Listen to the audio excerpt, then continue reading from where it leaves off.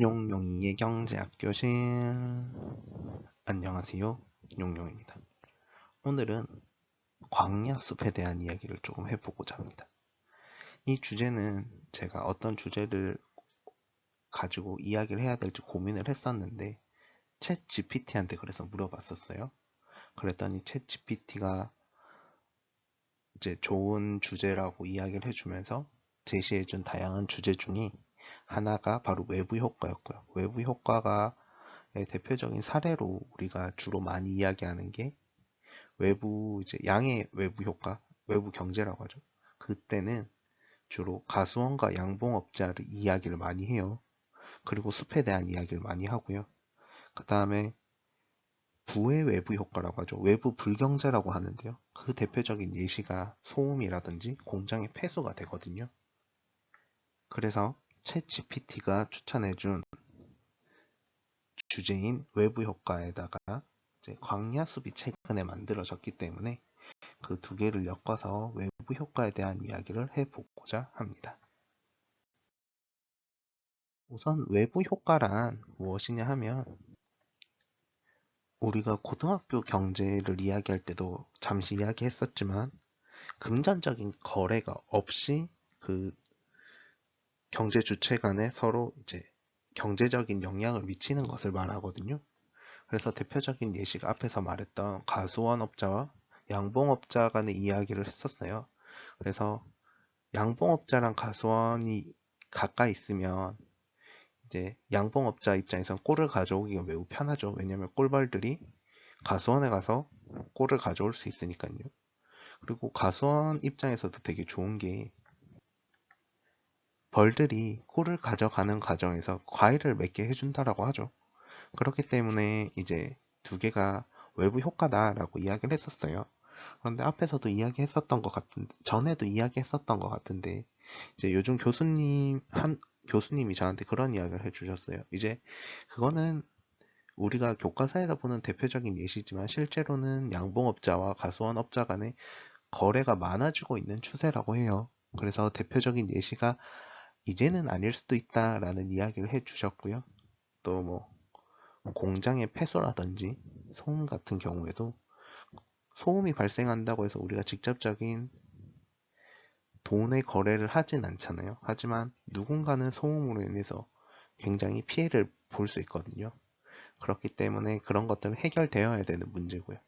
또 공장에서 폐수를 많이 발생하게 되면 사실 뭐 이제 공장이 그 세금이나 뭐 혹은 벌금을 낼 수도 있고요. 혹은 정화하는 작업도 하겠지만 물이 오염되면 결국은 불특정 다수가 거기에 대해서 피해를 보게 되잖아요. 그렇기 때문에 이것도 외부 효과라고 하고요.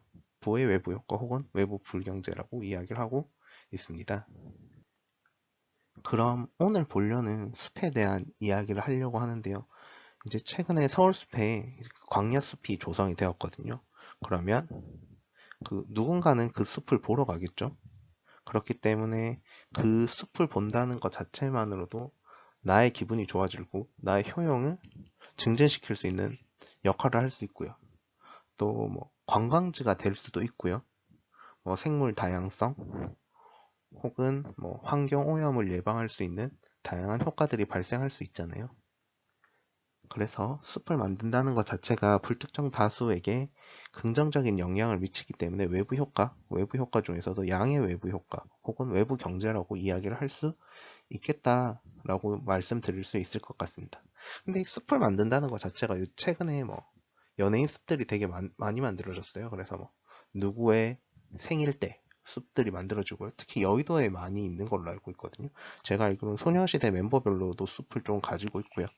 또 제가 좋아하는 서태지는 저기 아마존에 서태지 숲이 있어요. 그리고 서태지 팬들이 돈을 모아서 아마존에 숲을 조성을 했었고요. 서태지가 그걸 보고 감동해서 이제 그 서태지 숲 옆자리에 서태지 매니아 숲을 만들기도 했었거든요. 이게 서태지와 서태지 매니아 간에 서로 금전적인 거래가 발생하진 않았을 거예요. 하지만 그 금전적인 거래가 없더라도 서로가 서로의 효용을 증진하는 데 매우 큰 역할을 했을 거고요, 분명히. 그리고 더불어서 숲의 다양한 효과들이 또 있을 거잖아요. 그렇기 때문에 매우 긍정적인 외부 효과가 아닌가라는 생각을 합니다. 그러면 외부 효과에 대해서 특히 숲을 만들었을 때 외부 효과에 대해서 조금 더 자세하게 경제학적인 분석을 해보도록 하겠습니다. 우리가 늘 보는 수요 공급 곡선처럼 생겼지만 이거는 자세하게 보면 정확하게는 우리가 보는 수요 공급 곡선과는 조금 다르고요. 다만 생긴 게 수요 공급 곡선과 매우 비슷하기 때문에 설명은 수요 공급 곡선으로 드리도록 하겠습니다. 근데 일단 우선은 정확하게 아는 것이 좀 더 중요하다고 생각을 해서 하나씩 설명을 드리면 빨간색 그래프는 이제 MC 곡선이라고 하거든요. 이제 MC 곡선이란 마지널 코스트고요. 그래서 한계 비용이란 의미입니다. 전에도 말씀드렸지만 이제 한계라는 것 자체가 경제학에서 매우 많이 사용되고 있는데 이게 하나가 더 추가되었을 때 비용이 얼마나 증가하느냐 하는 문제거든요. 그래서 이 MC 곡선은 공급 곡선과 매우 비슷하게 생겼다라고 이해하시면 좋을 것 같습니다. 그러면 파란색 곡선은 이제 MB 곡선인데요. MB 곡선 중에서도 개인의 MB 곡선입니다. 그래서 PMB라고 주로 부르는데 이제 Personal Marginal Benefit이라고 부르고 있습니다. 그래서 한계 편익이라고 생각하시면 좋을 것 같고요. 개인이 느끼기에 하나를 더 소비했을 때 느끼는 편익이 얼마인가 라는 이야기를 하는 것입니다.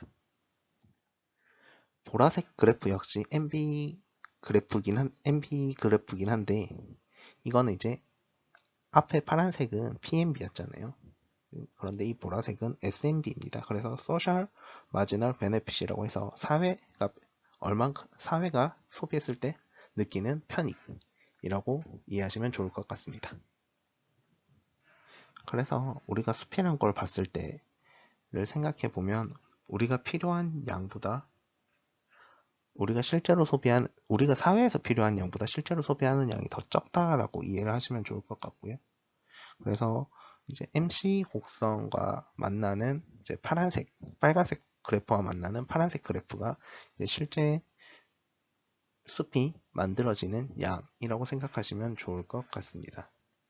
그래서 A점에서 우리가 실제 숲이 만들어지는 양 혹은 숲이 소비되는 양이라고 생각하시면 좋을 것 같은데요. 우리가 사회적으로 봤을 때는 숲이 더 많이 필요하다라고 생각을 하고 있기 때문에 B점에서 생산되기를 원하고 있습니다. 그러면 우리는 B점만큼 더 필요한데 A점에서 결과적으로 생산이 이루어지고 있는 거잖아요. 그러면 이제 소비 자체가 적게 되는 부분이 있는 거고요. 그렇게 되다 보면 자연스럽게 노란색 세모만큼 자중 손실이 발생하게 됩니다.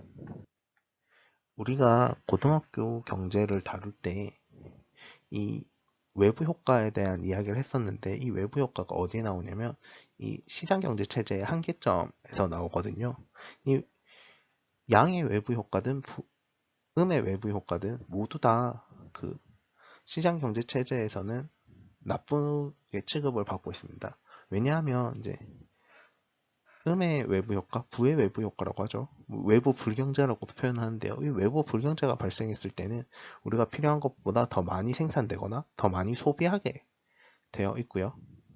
또 이제 양의 외부 효과 혹은 외부 경제라고 하는 것들은 우리가 필요한 양보다 더 적게 생산되거나 적게 소비되고 있다라고 이야기를 하고 있습니다. 그래서 숲도 우리가 더 많이 필요로 한데 그만큼 우리가 필요한 양보다 더 적게 생산되거나 적게 소비되고 있기 때문에